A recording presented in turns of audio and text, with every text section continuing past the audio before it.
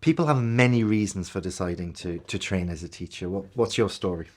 My story, it was a long, winding path into teaching, really. So, I mean, my first career was as a musician. I trained as a jazz musician, and that's what I wanted to do with my whole life. I went to music college in London, playing jazz piano gigs all around the place. That was what I did. But over time, it kind of became clear to me that I didn't want to do that anymore. I wasn't really sure why at the time. I've got all these theories now looking back, but all I knew was that something wasn't right. I didn't want to do this for the long term. And I actually got into music teaching. So I would go into a school and teach kids one-to-one guitar lessons, as it happened, a couple of days a week. And I didn't, I really enjoyed it, but that wasn't what I wanted to do for the rest of my life.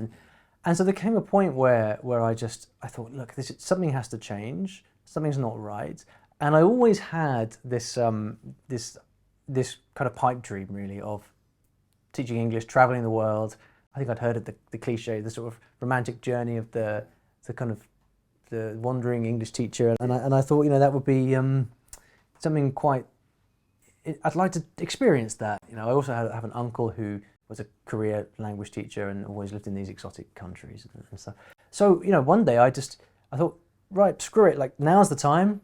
And that was in 2008 as well, during the height of the financial crisis. It was a funny time. Like, people weren't sure quite what was going on, and so I just said, right, that's it. So I registered for a teacher training course, loved it, had a great time, and then I applied for a job. I thought, where in the world do I want to go? It's one of those pivotal moments where I could go anywhere, but I really wanted to go to Japan. Changed my life, like, completely. So I applied for a job in Japan. They accepted me, and 9 months later, after I'd finished my teacher training course, I was on a plane, won my ticket out to Japan. Amazing. Yeah, it's strange telling the story in retrospect, and I'd love to say it was all part of some grand plan, but I was just following my nose, really. Yes. But am I glad that I did? Because from those years of teaching, learning to teaching, and then teacher training as well, that's where story learning developed from. It gave me the confidence to say, actually, look, I have something to put out into the world here, and it's all thanks to teaching. So it's the best thing I ever did. Yeah. So how about you, Chris? For me, when I was at school, so when I was kind of 17, 18, my A-levels were in English, physics, and music. Okay. So that gives you an idea of where my mind was, but I had no idea what I wanted to do, basically. Yeah, all over the place. Completely just for things, yeah. And then I decided, out of those three, the thing I think I'd want to take further was English, so actually English literature.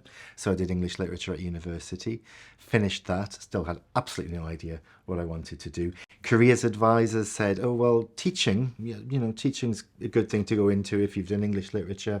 Why don't you go into secondary school teaching as an English literature teacher? And I thought, oh, well, yeah, maybe that could possibly work. So I got an application form to do a teacher training course to teach secondary.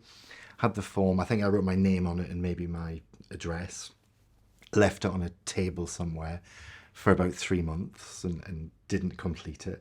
And I thought, there's a reason I'm not filling this in. Something's not right. This doesn't really appeal.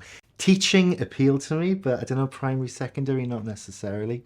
I knew I really liked meeting people and helping people and meeting people from all over the world and different cultures, and I had opportunities to do that.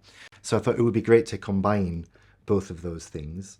And then I had a friend whose sister was aware of the whole teaching English, teaching languages industry. And she said, well, why don't you do a training course in that? And I thought, okay, I could give that a go. So I applied for it. I actually filled in the application form and sent it. You made it to the end of the form this time. Yeah.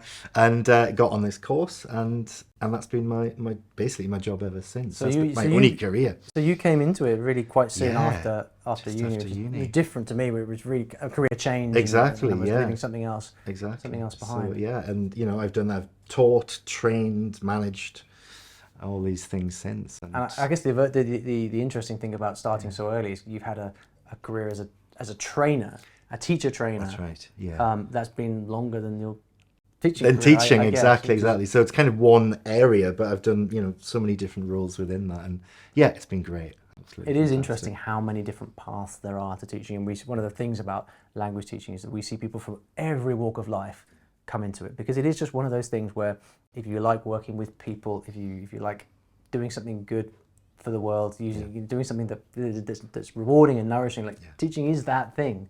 Absolutely. And it's also it's interesting to see just all the different things that can come from that. Whether it's writing language books or training teachers, it really is.